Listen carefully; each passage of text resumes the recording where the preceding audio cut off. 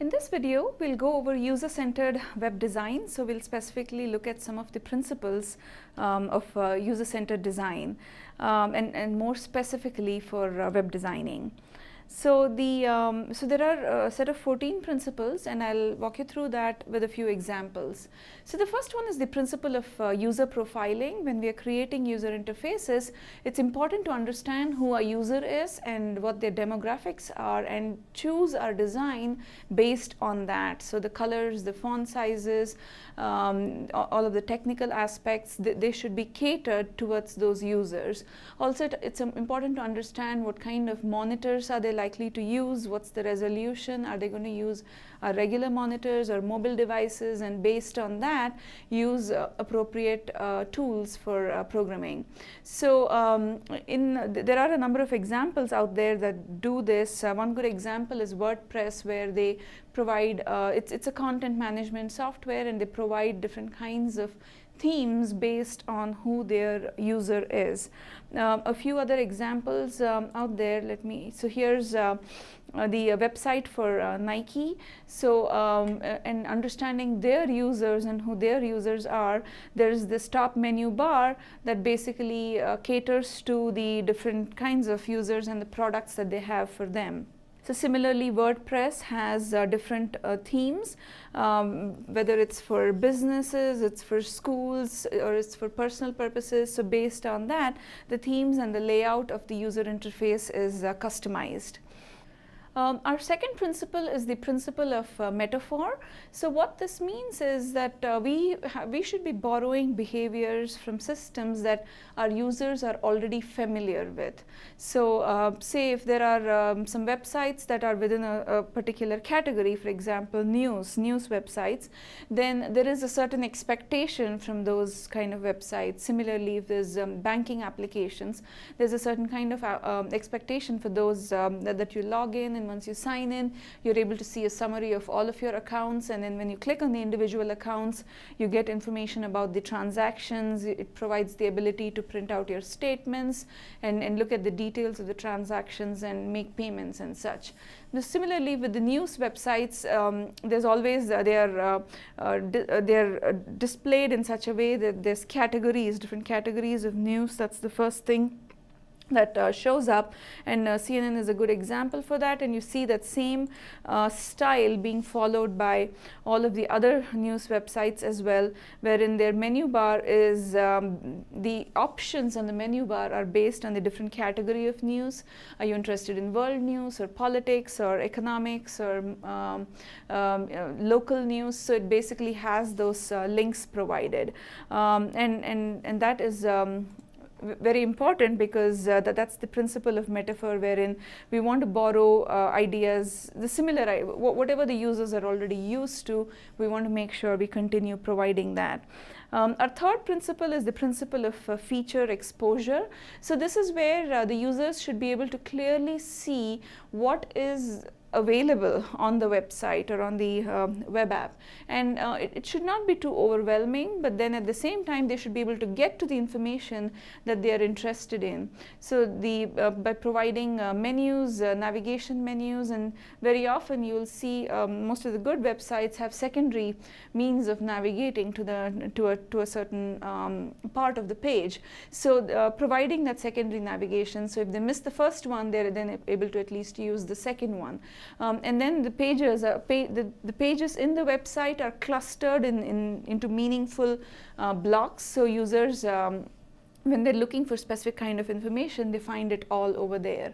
A lot of times we see rollover and on-click areas. So basically it is clear which parts of the page is clickable, which is not clickable, on which can you roll over and see some additional information. So the cursor changes for those kind of areas, indicating to the user what to expect. So, and some examples of this, as you can see, the Apple website so it right away, the first thing that you see is there's minimal information, but there's all of the useful, important information. There's categories about the different products that one could buy on this website. So there's or find information. So there's laptops, there's desktops, there's mobile device. So there's the categories clearly shown at the top, and then there's minimal additional information, but then there's no clutter. There's no cluttering at all, and the user can easily get to whatever they need. And there's multiple ways in which they can get to it. There's the top bar that through which they can navigate and find the functionality that they're looking for, but then there's additional secondary navigation as well provided here. Our next principle is the principle of coherence. So here it's important that the programs are consistent both internally and externally. So what I mean by externally is that it's consistent externally with other websites in that same category. And when we say consistent internally, what we mean is that all of the structure and the layout is similar. If there is a specific kind of button, and if there's a specific kind of style used for buttons, then it's consistent throughout the website, and we don't want it to change randomly on certain other pages. And this is very important for loyal users who are coming back continually. They tend to develop a mental map towards how to interact on this website, and we don't want to take that away and keep things consistent for them. So that's the reason the principle of coherence is very important. So let's look at a couple of examples here.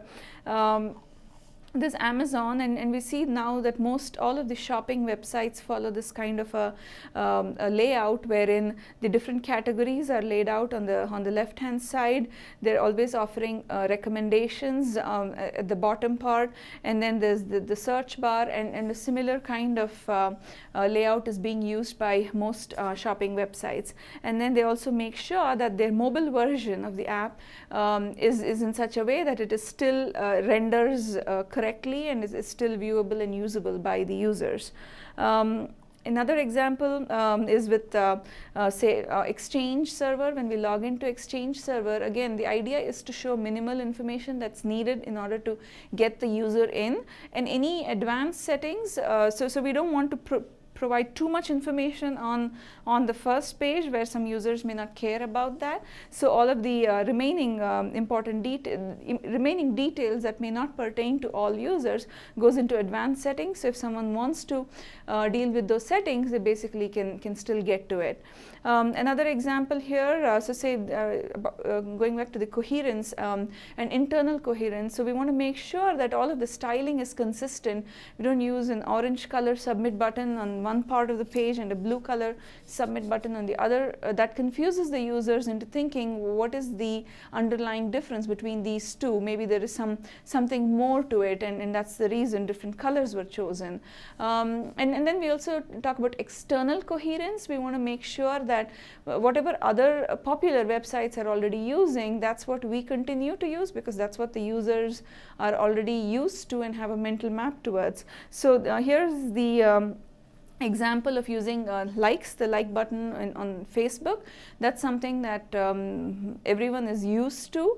Google Plus came up with a different idea of using a number, a +1, and that did not work because people were already used to the like concept, and it did not make sense to use a numbering over there. So that's what we mean by external coherence, and making sure we do whatever the users are used to, provide those kind of functionality in our UI. Our next principle is the principle of state visualization. So basically, at any point of time in the program, the users must have a clear sense of where they are and what they are doing, and that can be done through the appearance in the program. So for example, when there are multiple menu tabs, then showing the current tab on which the user is, that can be shown in a different color, so the user clearly knows where they are in the page.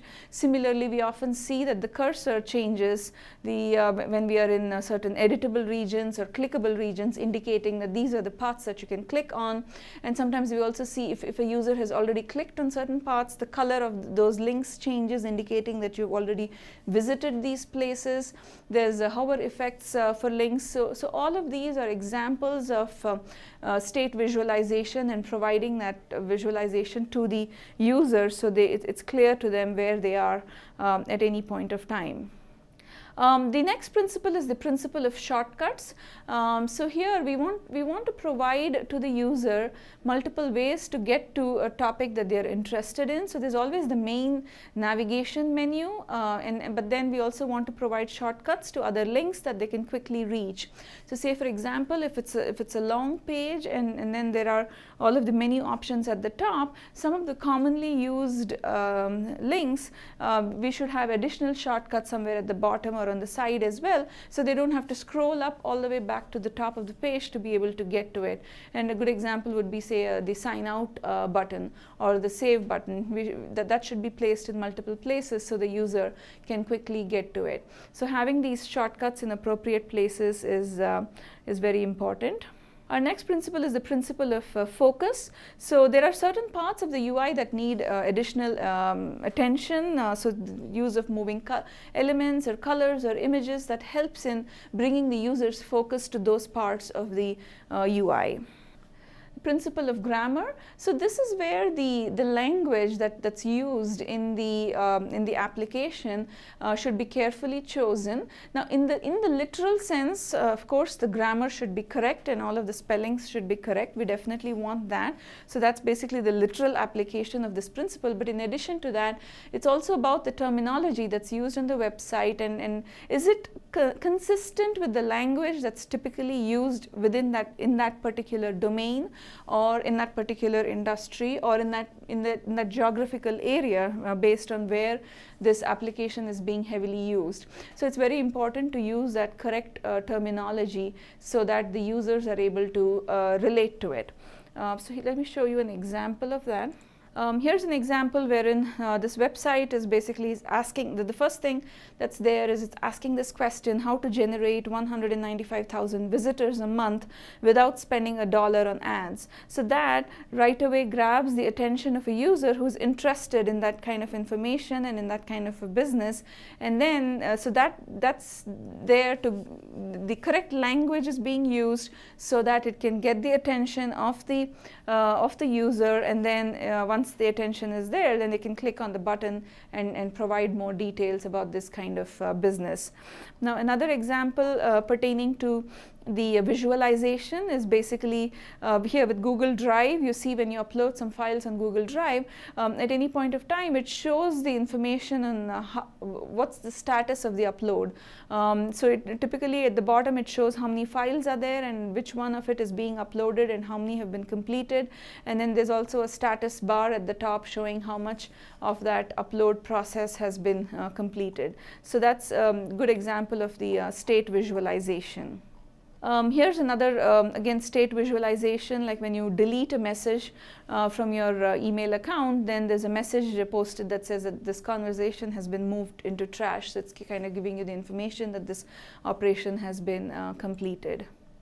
Our next principle is the principle of help. Again, this is very important if you want users to come to our website and use it. So there's a number of ways, different ways in which the user can be helped.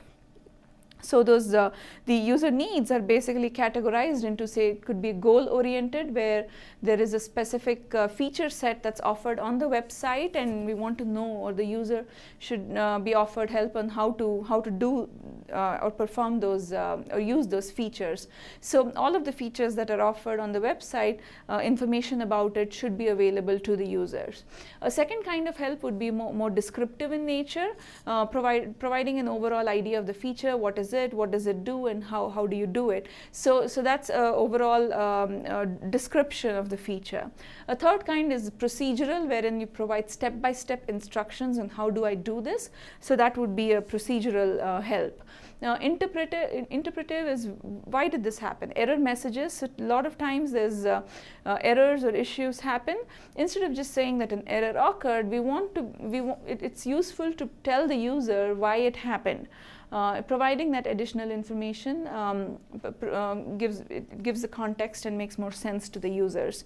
And the final one is navigational at any point of time, helping the user knowing where they are through the highlighted tabs and through change of colors or cursors. That provides them information. So that also goes with the state visualization. So it's kind of giving them information about where they are at any point of time. So these are the different categories in which help can be provided to the user depending on the type of application, and whatever makes sense, we want to provide as much help as possible to our users.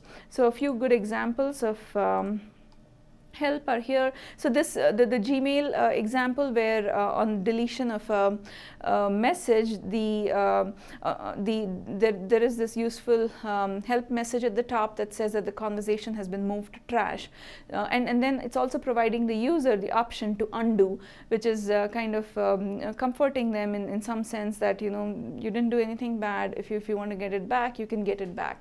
So it's offering help, some interpretative help in this case. Here's another example wherein there's posts, say on Twitter, and when you delete them, it always asks you, are you sure you want to discard this, or do you want to keep it? So it's giving you that option and making sure that you know what you're doing. So that's helping the user in a way. Here's another kind of help wherein, and you see this in Google a lot, when you type in a word in the search, it's auto-correcting spellings for you, or it's trying to auto-fill what you might be thinking, or what were the recent searches using that word or phrase. So there again, that's useful to the user. What you see here, you see often when you're registering for an account on a new website, and you're typing in the password, it basically tells you how good your password is, what is the password strength, and then instead of just saying it's too short or if it's good, it gives you additional information on what should be there and why it's too short, how you can make it better, or how you can improve the strength of your password. Here's another example where it's a question answer website wherein you can submit questions. So the moment you type in part of your question, it's basically pulling up from the database some of the recent questions, related questions that were asked. Again, that might be useful to the user because you don't have to type up everything, the entire question, and look and see if there was something in there already related to what you wanted to ask. Here's another example of wherein if the username is invalid or the password is invalid, it's basically giving you a clear message that this is an invalid username or password. And then it's also offering help. If you don't remember your username, you can recover it from here, or if you don't remember your password, then you can recover it by clicking on this link. So that's basically helping the user to move on to the next step. And then this is when a page cannot be found at all, instead of just showing a blank page or a cryptic error number, it's better to provide a useful message that says that this page was not found. The user probably would feel better with that. Descriptive help about different features that are there, that are provided. GoDaddy is a good example of that. The features that they provide are with domains, with Linux hosting, with Windows hosting. So you see that this help page has all of these different categories, and the user can then basically click the category that they're interested in and drill in and find more details in there. So that's another good way of offering help.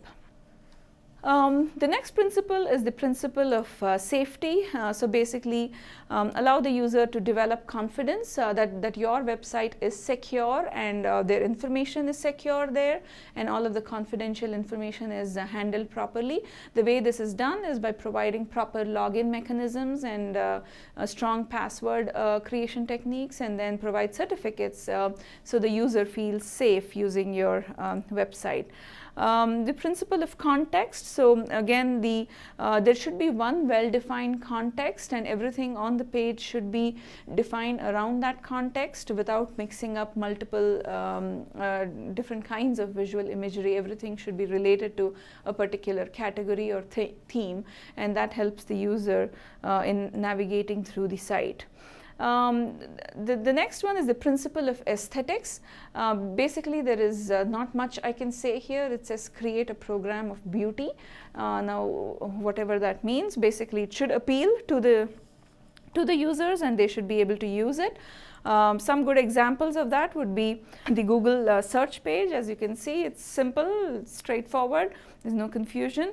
So keep it simple, and people will like it and will be able to use it easily. Another good example is the Apple Watch page. Again, all the pertaining information is there. Minimal information without clutter, but then everything that's necessary is there, and if the user wants to learn more, then there's options to click on learn more and find out more about the features offered. Similarly, Microsoft, they have a good interface too, wherein again the page is clutter free with minimal but pertaining information, and details can be obtained by clicking on the links that the user is interested in. Here's another one that's considered to be a page with a program of beauty or has aesthetics.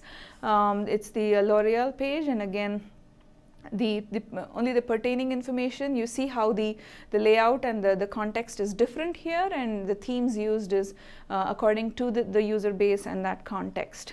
The next principle is the principle of user testing.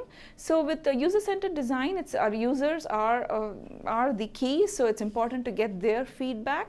So it's important to do user testing, recruit some potential users and have them use the software or the application or the website, and observe them as they're using it to find those inevitable defects in the design. So it's really useful in spotting those defects by trying out or testing your application with a few potential users. So user testing is the key.